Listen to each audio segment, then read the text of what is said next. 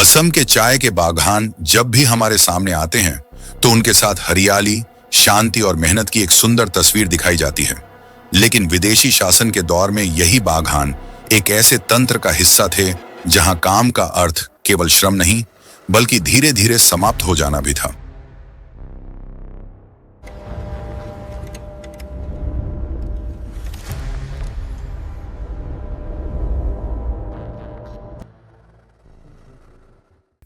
उन्नीसवीं शताब्दी के अंतिम वर्षों और 20वीं शताब्दी के आरंभ में बाहरी चाय कंपनियों को असम के दूरस्थ और घने जंगलों में सस्ते और स्थायी श्रमिकों की आवश्यकता थी और इस आवश्यकता का समाधान निकाला गया बंधुआ श्रम व्यवस्था के माध्यम से, जिसके अंतर्गत बिहार, ओडिशा, छोटा नागपुर और आसपास के निर्धन क्षेत्रों से हजारों लोगों को दलालों द्वारा भर्ती किया गया।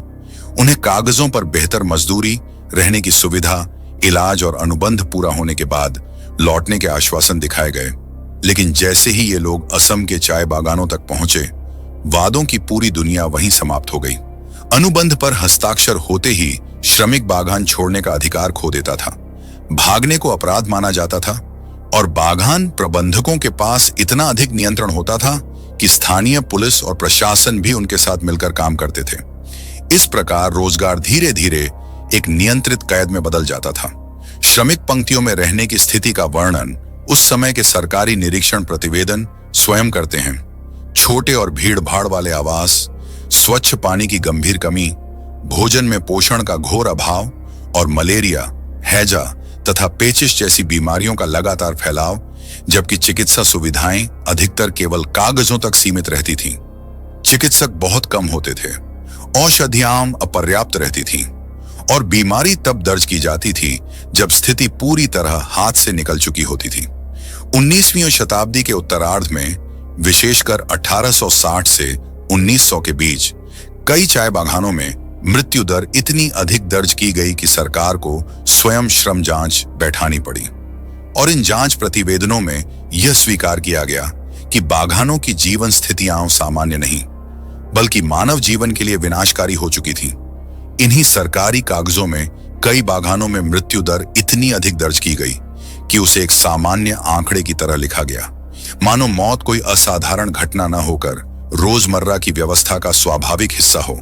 और जब एक ही बागान में हर वर्ष दर्जनों या सैकड़ों लोग मर रहे हों, तो उसे प्रकृति की मार कहना सच्चाई नहीं होती।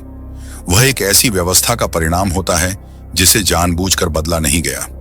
इन्हीं सरकारी और चिकित्सकीय रिपोर्टों में यह भी दर्ज है कि कई चाय बागानों में श्रमिकों के बीच शराब की खपत जानबूझकर बढ़ाई गई, जिसे थकान और पीड़ा से राहत के रूप में प्रस्तुत किया गया।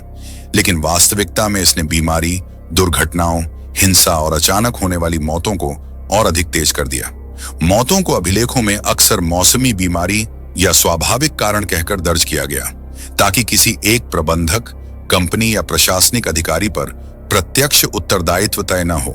और इसी कारण जब श्रम जांच समितियां बनाई गईं, तो उन्होंने समस्याओं को स्वीकार तो किया, लेकिन पूरी व्यवस्था को तोड़ने के बजाय केवल सतही सुधारों की सिफारिश की।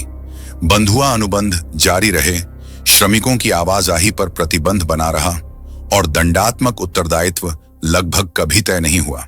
सरकारी कागजों में बार बार एक वाक्य दिखाई देता है, परिवार बागान छोड़कर चला गया, जो सुनने में सामान्य लगता है, लेकिन वास्तविकता में इसका अर्थ अक्सर यह होता था कि या तो किसी की मृत्यु हो चुकी है, या कोई भागने की कोशिश में गायब हो गया है, या फिर पूरा परिवार टूटकर कहीं और चला गया है। और इन लोगों के नाम न किसी स्मारक में दर्ज हुए, न किसी इतिहास की पुस्तक में। केवल चाय के उत्पादन और निर्यात के आंकड़े सुरक्षित रह गए। शायद इसी कारण असम के चाय बागानों की यह कहानी मुख्य इतिहास में जगह नहीं पा सकी, क्योंकि यह एक दिन का नरसंहार नहीं थी। यहाँ गोलियां नहीं चली, कोई एक तारीख नहीं थी जिसे याद रखा जा सके। यहाँ एक ऐसा तंत्र काम कर रहा था जो हर दिन थोड़ा थोड़ा मार रहा था, इतनी धीमी गति से कि मौत सामान्य लगने लगे। और जब कोई चीज सामान्य बना दी जाती है तो इतिहास उस पर रुककर देखने की जरूरत महसूस नहीं करता। लेकिन सच्चाई यह है कि इन चाय बागानों में केवल चाय नहीं उगाई जाती थी। यहाँ एक ऐसा सत्ता आधारित ढांचा खड़ा किया गया था जिसमें मनुष्य के जीवन को उत्पादन की लागत माना गया, और जब यह लागत अधिक लगने लगती थी तो उसे चुपचाप काट दिया जाता था, बिना शोर, बिना शोक, बिना स्मृति के। और इस कहानी का सबसे निर्दयी सत्य यही है कि इन बागानों में लोग इसलिए नहीं मरे क्योंकि किसी ने उन्हें मारने का आदेश दिया था, बल्कि इसीलिए मरे क्योंकि जिस व्यवस्था में वे फंसे थे उसमें उनका जीवित रहना कभी प्राथमिकता ही नहीं था। और शायद इतिहास की सबसे भयानक हिंसा वही होती है जिसमें किसी को मारने के लिए हथियार की आवश्यकता नहीं पड़ती, जहां व्यवस्था स्वयं इतनी निष्ठुर होती है कि इंसान धीरे धीरे समाप्त हो जाता है और अंत में उसके पीछे केवल एक कप चाय बचती है, जिसे पीते समय किसी को यह याद भी नहीं रहता कि उसकी कड़वाहट किसकी जिंदगी से निकली थी।